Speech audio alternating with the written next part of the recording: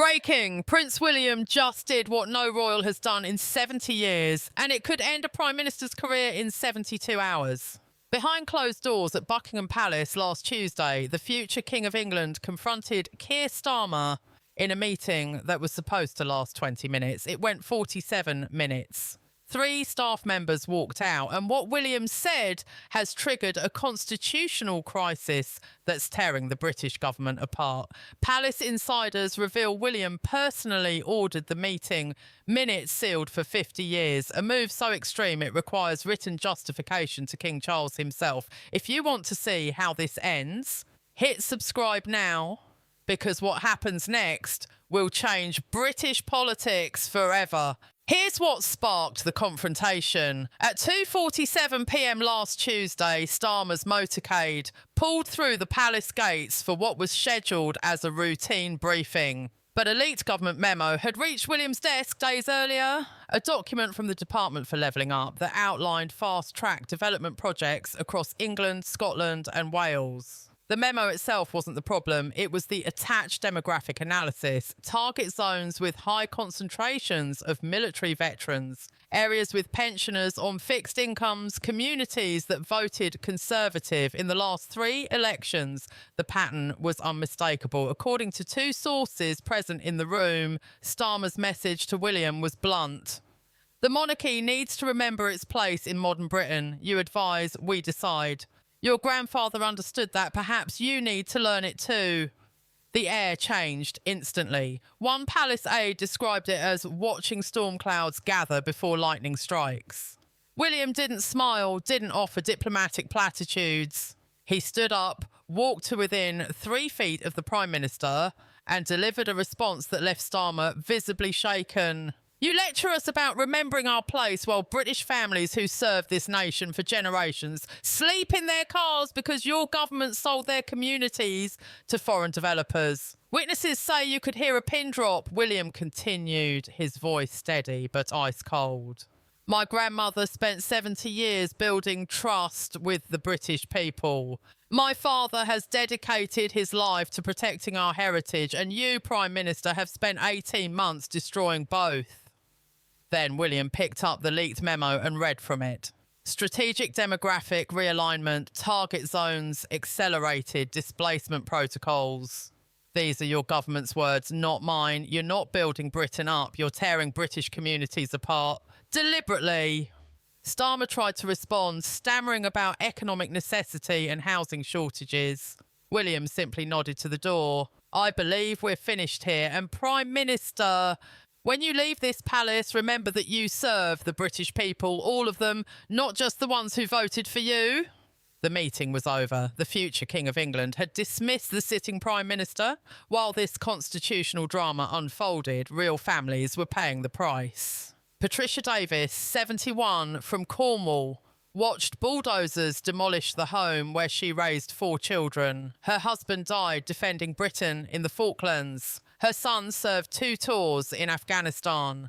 Labour's housing policy gave her 30 days to vacate before developers flattened everything for luxury flats starting at £800,000. My husband bled for this country, she said in a video now viewed over 4 million times. They threw us away like rubbish. In Newcastle, retired firefighter Thomas Mackenzie received an eviction notice for the terraced house his grandfather built in 1947. 3 generations of my family were born in that house. Now some developer from Dubai owns it.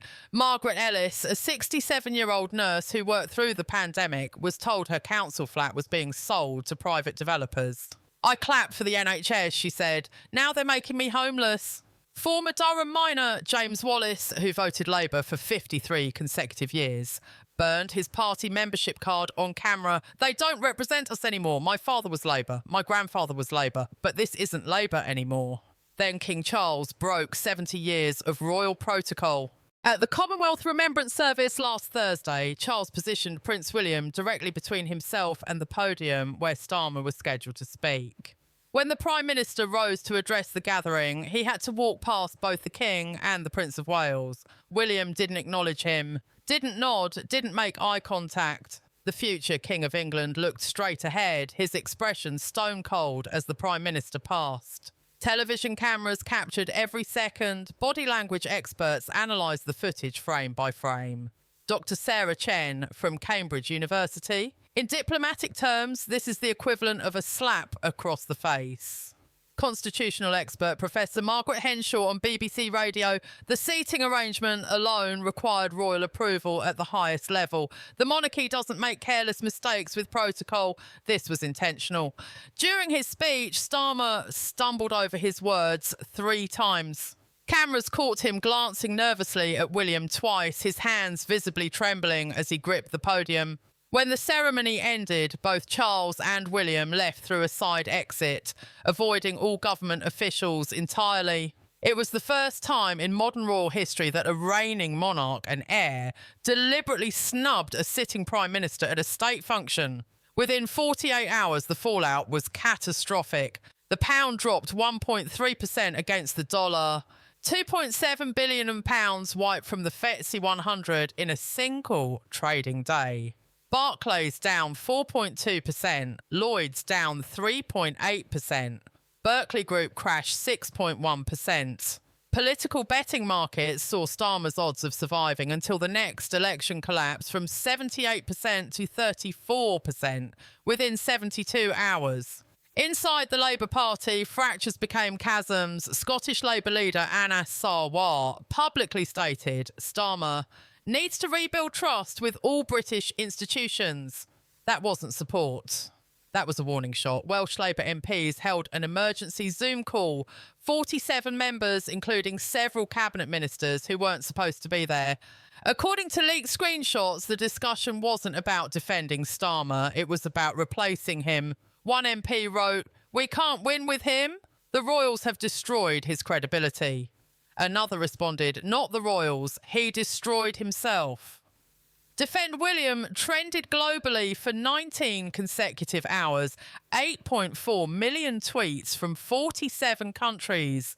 A TikTok video from a 23-year-old Manchester nurse got 3.1 million views in 24 hours. I voted Labour because I thought they'd help working people, but watching Starmer disrespect Prince William made me physically sick. The numbers tell the brutal truth. A Survation survey, 71% of Britons believe Starmer showed disrespect to the royal family. Among voters over 50, the demographic that actually shows up on election day, disapproval hit 84%. Starmer's approval rating crashed from 38% to 18% in 6 days. Labour's lead over the Conservatives didn't just evaporate, it reversed completely. For the first time since the election, the Tories pulled ahead. First by 4 points, then 6, then 9. In the North East, Labour support collapsed by 23 points. In Wales, traditionally a Labour fortress, the party fell behind Plaid Cymru for the first time in polling history. Inside number 10, the atmosphere is described as complete panic. Cabinet meetings have devolved into shouting matches. One aide, it's like watching the Titanic sink while the crew fights over who forgot the lifeboats. Deputy Prime Minister Angela Rayner allegedly slammed a folder on the table. This is what happens when you pick fights you can't win. The palace doesn't lose. Ever. Chancellor Rachel Reeves, overheard by 3 witnesses. "We can't survive this. The party needs to make a decision before we lose everything." WhatsApp groups with names like Reset 22 and New Direction are buzzing with coded messages. Leaked screenshots show MPs discussing whether to move before Christmas or wait until January. "We need 40 signatures for a no confidence vote. We've got 37 confirmed and 3 more leaning yes." The question isn't if they'll move against Starmer anymore. It's when. But here's the layer that could bring down the entire government. Leaked internal emails obtained by The Telegraph show Starmer's housing development plans deliberately targeted areas with high concentrations of military veterans and working-class Conservative voters. The documents, stamped official sensitive, include detailed demographic breakdowns of each targeted zone. One spreadsheet lists veteran populations by constituency, another tracks traditional voting patterns going back 3 elections. A third analyses displacement impact on electoral outcomes. One email, allegedly from a senior policy advisor to Starmer, includes the phrase strategic demographic realignment through development acceleration in target zones. Target zones, they're talking about British citizens, people who serve their country like military objectives on a campaign map. If Parliament launches an investigation and these emails are authenticated, Starmer won't just lose his job. Legal experts suggest he could face criminal charges for abuse of power, misconduct in public office, potentially even electoral fraud.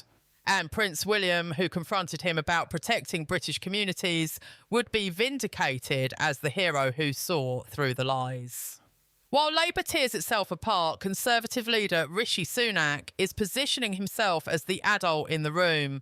Yesterday morning, Sunak delivered measured, statesman-like remarks. The British people deserve leadership that respects our institutions, honours our traditions, and puts their families first. No attacks, no mockery, just steady, professional competence. The contrast couldn't be starker. The polls confirm it. Conservatives now leading at 34%, Labour falling to 24%. In red wall constituencies that flipped to Labour in the last election, Labour support has collapsed by an average of 17 points in 2 weeks. Betting markets show Sunak's odds of winning the next election have surged from 31% to 58%. Political analysts who predicted Labour would govern for a decade are now discussing a Conservative return to power within 18 months.